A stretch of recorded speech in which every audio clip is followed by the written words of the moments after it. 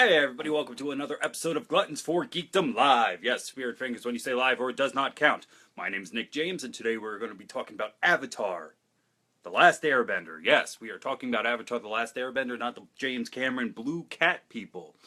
Maybe we could do that. That's a really awesome sci-fi movie. I mean, if you love Pocahontas and you love Blue Cat alien people, you will love Avatar. That's not what we're going to do here today.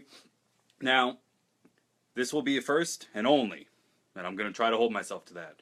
When we talk about Avatar The Last Airbender, in no way, shape, or form are we ever discussing the movie The Last Airbender. Never. It's not going to happen. That movie is atrocious, and I'm trying not to shit on other things to raise me up, so I have something to talk about. I'm going to go and make fun of M. Night Shyamalan. Dude's done stuff I'll never do, but one of the things he definitely didn't do is make a good Avatar movie. I don't want to talk about it. We don't want to talk about it. It won't be discussed.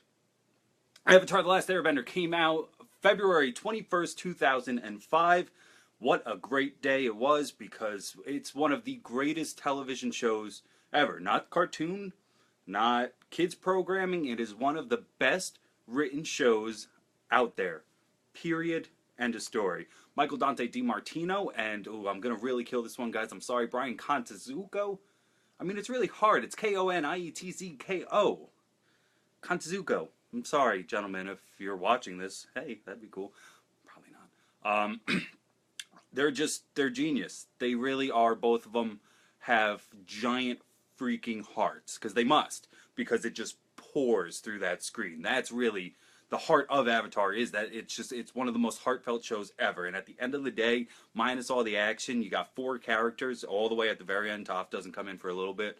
But at the end of the day, those four, you know that they love each other. Aang and Katara a little bit more than usual. Maybe Toph and Sokka. Because we don't know who Lynn's parents are. Her father. Neither of them know. But that's later on. We're going to talk about the Legend of Korra at a different date. That these four, they just really love each other. The character connections between them grow from the very first second. The first episode, like I said, 221.05, is called The Boy in the Iceberg, and that's where it starts. And it's literally just that. I don't want to go through the whole thing, but I will just in case. Actually, no, I do want to go through the whole thing. On this Earth, in this planet, on how they do it, you're able to bend elements. It's the natural elements that we have here: air, water, earth, and fire, and it goes around in that circle. And every generation, or every time someone's alive, they have an avatar, and that's the person who can master all four elements. And they had four nations, and they all lived and coincided, and then everything changed when the Fire Nation attacked. And that's the beginning. So, I mean, the beginning, actually, if you don't know much about the show, I really don't have to explain it, because if I get you to watch one episode, the first episode, Boy in the Iceberg, Season 1, Episode 1, literally gives you the whole thing in the opening. And then it's shortened and at the very beginning. If you don't know what it looks like, just recently found this. Awesomeness, the complete series. They got it, found it at Target, so yes, who doesn't love Target, right? So we got book 1, Water. Not my favorite book, sorry. That's book 3, so let's keep in order. Got book 2, Earth. That's my favorite book. And 3, Fire, right behind there. Only because by then, after you've seen it, it's just the first one's a lot of introductions and a lot of setting up. So by the time you've gone through it the first time, trying to watch that again just gets a little hard, because we know. Toph is the best character on there, so let's go through the characters really quick. You got Aang, and he was like a little airbender boy, and they were like, you're going to be the Avatar. And he's like, oh man, I don't want to do that. Runs away, gets trapped in an iceberg. Awesome. Really good moral compass on the kid. He doesn't want to hurt. He's a monk. But that's, because at the very end, again, I don't know how far deep into it I want to get. Because I'm trying to post this for fans, but also if noobs are in there too. I don't want to just tell them that he's got to kill the Fire Lord by the end of the series. And he doesn't want to do that. And that's a good thing. Monks don't want to kill. And, he's got a bunch of people like, no, you kind of have to. This guy's evil. Finds a way around it. Save that. See, that's what I'll do. He does find a way around it. But watch and find out how. You have Katara and Sokka. I only linked them together because they are brother and sister. Katara is one of the strongest female leads on the show. Toph is right there with her. But Toph has like a whole different attitude to life. I don't want to say that she's not a female, but she's her own awesomeness. I don't know. Wow, I didn't think about that till right now. So Katara's on there. She's a waterbender like her mother before her, like her grand before her. She comes from the South Pole and the North Pole. It's pretty much what all Book 1 is about, getting him literally to the other side of the globe. Book 2 is he's got to learn Earth, and 3 is he's got to take on the Fire Lord.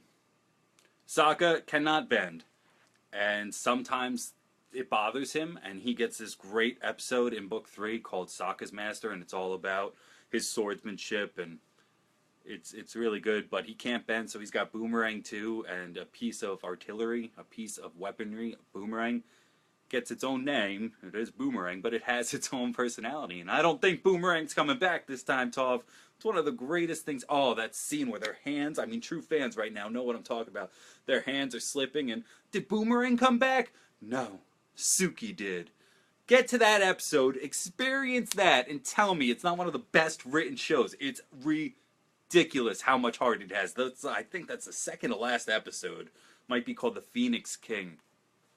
Something we don't see until the end of Book 1 is Fire Lord Ozai, and just to throw in, you know, our fun mixing of the worlds, Fire Lord Ozai, is voiced by Mark Hamill. Yes, the Joker is also Fire Lord Ozai. Like, this guy just has the best evil voice ever. 61 episodes completes the whole thing. So really, if you want, they're about half hour. If you get it on the DVD or you watch it on Netflix or however people illegally watch it, it's like 20 minutes an episode. So really, you could probably bang that out in a day if you're dedicated enough. And I really do think once you get halfway through Book 1, you'll start to really see the beautifulness of it. And then Book 2, you can't start and stop that.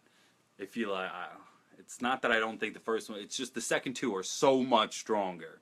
That Book 1 is kind of, like I said, if it's your first time watching it, you'll enjoy it because it gives you a lot of the information you'll need to understand to go through the series. It's just not my favorite. One of the things that I want to talk about too, and have you comment down on below, Gluttons for Geekdom, right here at our Facebook page if you want to tweet us at Gluttonous Geeks. We were on Instagram. I'm not sure. I'm trying to fix that. Gluttons 4. It's a literal 4. But again, I'm backwards. Sorry. Geekdom. What element would you want to bend? And mine automatically have to go for Earth. If you watch the series, and again, Toph ends up being my favorite person. See, I said person. I didn't even have to say female. Oh yeah, let's talk about her. I almost forgot. She's an Earthbender, and she's the most badass thing that any television show has ever seen. She's blind. So the way she does it is like she's an Earthbender, and she sends out seismic waves and kind of comes up, and she can see through that. It's awesome. It's awesome. But that's why I'd want Earth, because if I can learn to do that, that would be great to always know my surroundings just by a stomp. And also, it's just really it just looks solid. You know, all waterbending's really motiony as long as airbending, and firebending's more punches and stuff, but earthbending's just bah, bah, like moving shit. It looks awesome. Something I didn't address, and I'm sure maybe nobody will because who really watches, no Avatar shirts. I don't have one. I don't even have an Avatar. I have no Avatar merchandise past. I got some Dark Horse books. They've been writing some really awesome things. And Korra, like I said, we're going to talk her own episode soon. She's getting what happened to her in Asami. So yeah, if you want, Christmas is coming. You want to buy a Gluttonous Geek something? Why don't you buy me an Avatar shirt? It'd be cool. But I believe Aang can save the world. Have a nice weekend, everybody. Gluttons for Geekdom Live. Come back Monday, 4:30. Hit me up with some suggestions. If not, I'll let you know probably Sunday what we're going to be talking about Monday, 4:30, all week, every week. Gluttons for Geekdom.